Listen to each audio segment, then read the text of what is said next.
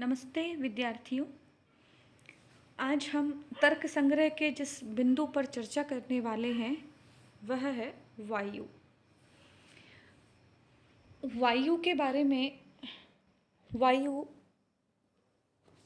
9 द्रव्यों में गिना जाता है और वायु के बारे में तर्क संग्रहकार लिखते हैं, रूप रहित स्पर्शवान वायु स द्विविधो नित्यो नित्यश्च नित्यः परमाणुरूपः अनित्यः कार्यरूपः पुनस्त्रिविधः शरीरेन्द्रियविषयभेदात् शरीरं वायुलोके इन्द्रियं स्पर्शग्राहकं त्वक् सर्वशरीरवर्ती विषयो वृक्षादिकम्पनहेतुः शरीरान्तः सञ्चारी वायुः प्राणः स च एकोऽप्युपाधिभेदात् प्राणापादानादि संज्ञां लभते।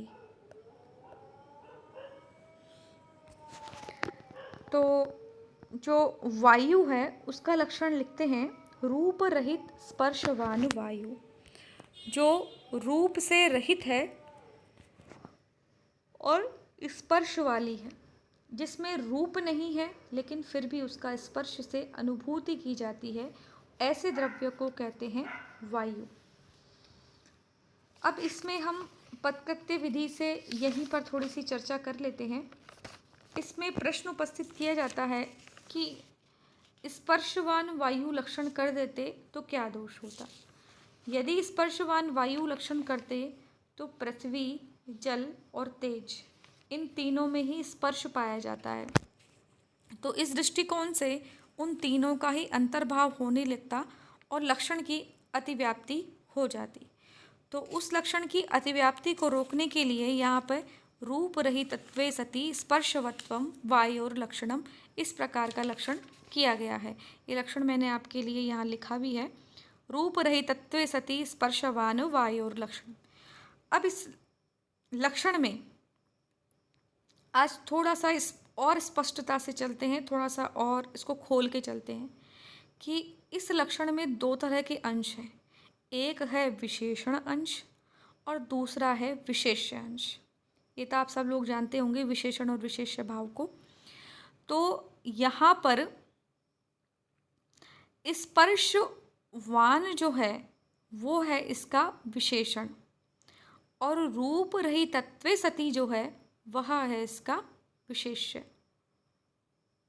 क्षमा कीजिएगा, स्पर्शवान जो है वो है विशेष्य और रूप रहितत्वे जो है वह है विशेषण।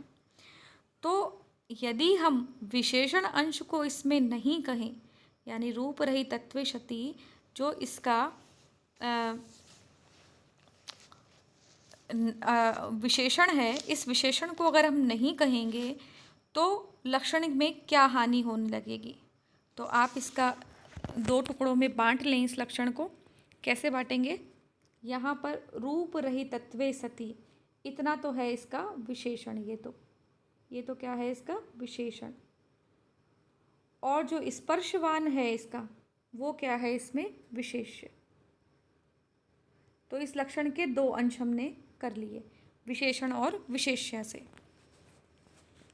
अगर इसमें विशेषण अंश को नहीं कहें, केवल इतना लक्षण करें स्पर्शवत्वस्य स्पर्शवान वायो हो, तो ऐसा कहने से पृथिव्यादि त्रिके अतिव्याप्ति, पृथ्वी, जल और तेज, इन तीनों त्रिक के अंदर इस लक्षण की अतिव्याप्ति होने लगेगी। और चूंकि हम जानते हैं किसी भी लक्षण का में असंभव, अतिव्याप्ति, अव्याप्ति, ये तीन प्रकार के अगर दोष आते हैं तो वह लक्षण दोषवान लक्षण कहलाता है। असाधारण धर्म अगर नहीं कहा जाता है तो वह लक्षण नहीं होता है। तो ये हानि होने से इस लक्षण में रूप रहितत्वे सति स्पर्शवान कहा। तो बोला ठीक है, अगर स्पर्शवान कहने से लक्षण की पृथिव्यादि त्रिक में अतिव्याप्ति हो रही है तो आप रूप रहितत्वे सति इतना ही लक्षण कर दिए, यानी विशेषांशानुपादाने रूप रहितम मात्रस्य लक्षणत्वे सति आकाशादो, इतना अगर लक्षण कर दोगे, विशेष्य अंश का अनुपादान कर दो और केवल विशेषण अंश को ही लक्षण मानो, रूप रहितत्व सती, तो क्या दोष होगा? तो कहा कि आकाश के लक्षण में अतिव्याप्ति हो जाएगी, आकाश में वह चला जाएगा लक्षण। कि ऐसा कैसे होगा? क्योंकि रूप रहित तत्व, रूप रहित तो यद्यपि पृथ्वी में नहीं है रूप, क्षमा कीजिएगा, पृथ्वी में रूप है, जल में रूप है, तेज में रूप है। अभी तक हमने 3 ही द्रव्यों के बारे में पढ़ा है और तीनों द्रव्यों में, पृथ्वी में, जल में और तेज में रूप रहित, रूप वाले होते हैं वो। तो उन तीनों में तो ये लक्षण नहीं जा रहा है। बोले ठीक है, उन तीनों में तो लक्षण नहीं जा रहा, लेकिन आकाश तो रूप रहित होता है, आकाश का कोई रूप नहीं होता है। तो रूप रहितत्वम यदि यही वायु का लक्षण कर देंगे तो यह लक्षण आकाश में चला जाएगा। इसीलिए हमको क्या करना है? रूप रहितत्वे सति स्पर्शवान अथवा रूप रहितम स्पर्शवत्वम वायोर्लक्षणम, ये इन दोनों में से कोई एक लक्षण करना होगा। दोनों ही एक ही प्रकार के लक्षण है, कोई अलग अलग नहीं है। तो रूप रहित स्पर्शवान वायु अथवा रूप रहितत्वे सति स्पर्शवान वायोर्लक्षणम। यहाँ एक चीज़ पे और ध्यान दीजिएगा कि आकाशादौ अतिव्याप्ति लिखा हुआ है। आकाश आदि में अतिव्याप्ति होती है, आकाश आदि में। तो आदि पद से किसका ग्रहण किया जाएगा? देखिए, काल, दिक् और आत्मा, यह भी कैसी होती है? काल किसी ने देखा नहीं है, क्या उसका कोई रूप होता है? नहीं, काल का कोई रूप नहीं होता, दिशाओं का कोई रूप नहीं होता और आत्मा का भी कोई रूप नहीं होता, आकाश का भी कोई रूप नहीं होता। तो जब रूप रहितत्वे सति इतना ही लक्षण किया जाता है तो आकाश, काल, दिक् और आत्मा, इन तीनों में इस लक्षण को जाने से अतिव्याप्ति दोष से युक्त हो जाएगा। तो ये तो हमने बात कर ली लक्षण के बारे में। अब वापस मूल टेक्स्ट पे चलते हैं। आगे सद्विविधो। अब फिर ध्यान दीजिएगा, वायु जो है वह कैसी है? पुरलिंग में है।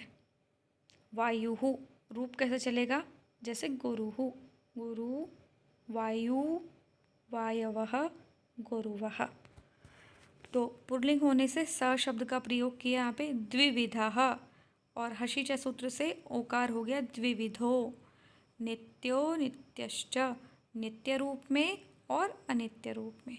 अब चूंकि हम पिछले से 3 द्रव्य पढ़ते ही आ रहे हैं, हम जानते हैं कि नित्य क्या होता है। तो नित्य वह है जो परमाणु रूप में रहता है, वह नित्य है। और जो कार्य रूप है, कार्य रूप का मतलब जो हमको दिखाई देता है, जिसके साथ हम व्यवहार कर पाते हैं, वह कार्य रूप होता है। किसी भी नित्य पदार्थ का कार्य रूप में परिणत होने के लिए महत् परिमाण की आवश्यकता होती है। अब ये महत् परिमाण क्या होता है? पहले परमाणु होता है, एक परमाणु और दूसरे परमाणु से जब मिलता है तो 2 परमाणु मिलके द्वणुक बनाते हैं। द्वणुक और द्वणुक जब मिलते हैं तब त्रिश्रेणु बनाते हैं, और इसी प्रकार चतुश्रेणु, और फिर बनता है धीरे धीरे बढ़ता हुआ महत् परिमाण बनता है। जो प्राथमिक स्थिति है, पहली जो स्टेज है परमाणु रूप वाली, वह तो है नित्य, वह हमेशा रहती है, वह ना उत्पन्न होती है ना खत्म होती है, वो हमेशा रहती है। और जो कार्य रूप है वह उत्पन्न होता है और फिर षष्टि के विनाश के साथ में समाप्त भी हो जाता है, या षष्टि के विनाश से पहले भी हो जाता है। तो जो कार्य रूप है जिसके साथ हम व्यवहार करते हैं, वही महत् परिमाण कहलाता है। पुनस्त्रिविधः, फिर ये कार्य रूप जो है वायु, वो फिर 3 प्रकार की होती है, शरीर, इंद्रिय और विषय के भेद से। शरीरम वायुलोके, वायुलोक में शरीर रहता है जो हमको दिखाई नहीं देता है, लेकिन हमारे शरीर में भी इसका एक भाग है वायु का। वह क्या है? इंद्रियम स्पर्शग्राहकम त्वक् सर्वशरीरवर्ती। इंद्रिय, कैसी इंद्रिय? स्पर्श का ग्रहण करने वाली इंद्रिय। वो कैसी है? त्वक्, त्वक रूप में है। और वो रहती कहाँ पे है हमारे शरीर में? सर्व शरीरवर्ती। पूरे शरीर में आपको हवा चलती है तो, कोई स्पर्श करता है तो आपको एहसास होता है। तो यह जो स्पर्श का एहसास करने वाली त्वक इंद्रिय है, यह पूरे शरीर में रहती है।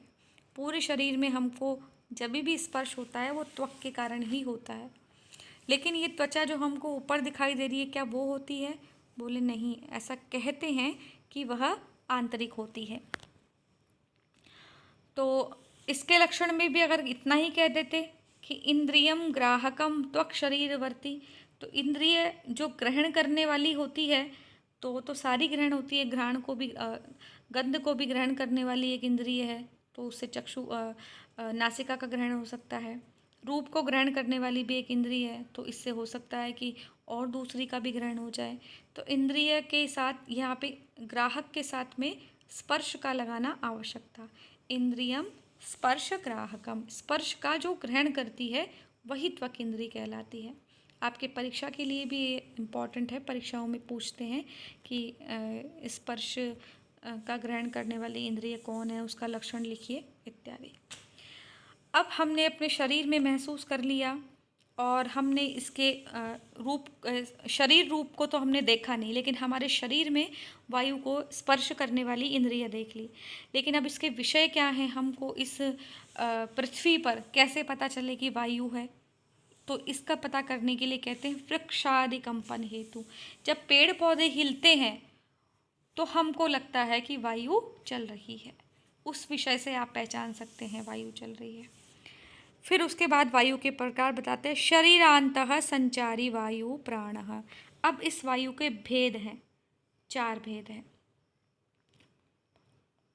5 भेद हैं।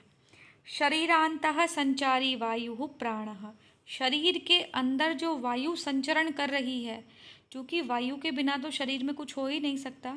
हमारे हृदय सांसों की जो गति होती है, सांसों का अंदर लेना, श्वास और निश्वास जो है बाहर छोड़ना, ये बहुत आवश्यक क्रिया है। इसके बिना हमारा शरीर चल नहीं सकता, जीवित नहीं रह सकते हम। तो शरीर के अंदर जो वायु संचरण कर रही है वही प्राणवायु है, और वही प्राणवायु उपाधि के भेद से प्राण, अपान, उदान, व्यान और समान इस प्रकार की संज्ञाओं को प्राप्त करती है। देखिए उपाधि क्या होती है।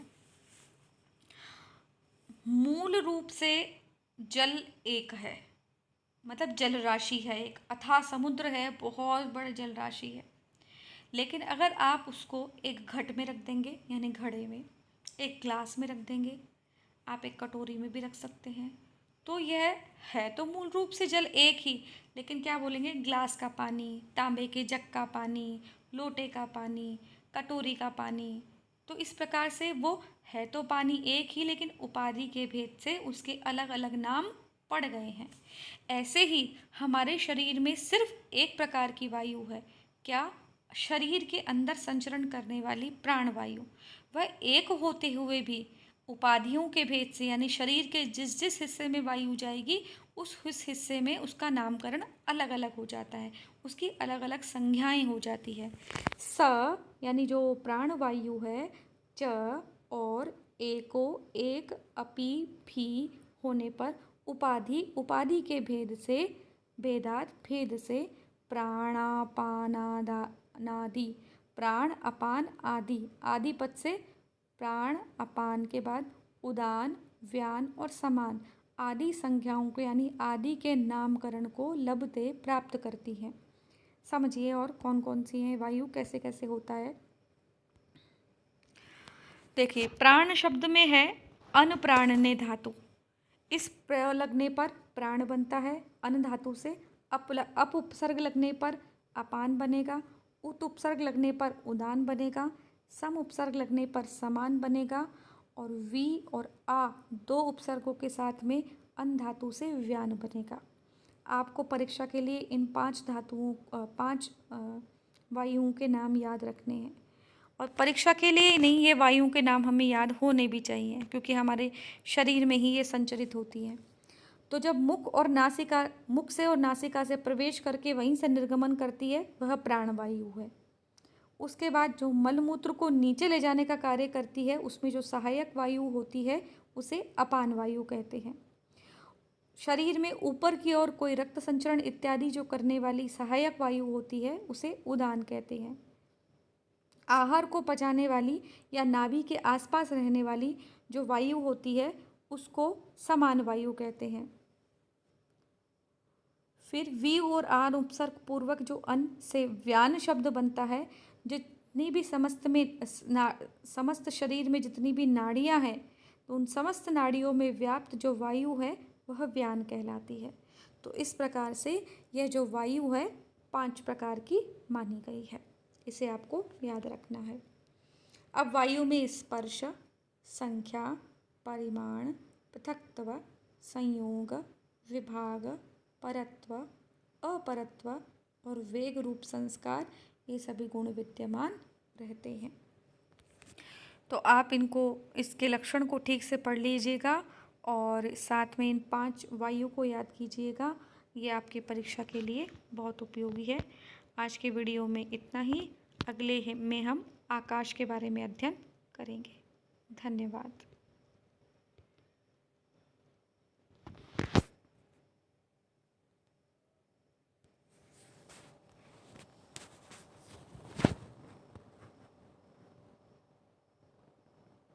अरे तो पढ़ रहा है।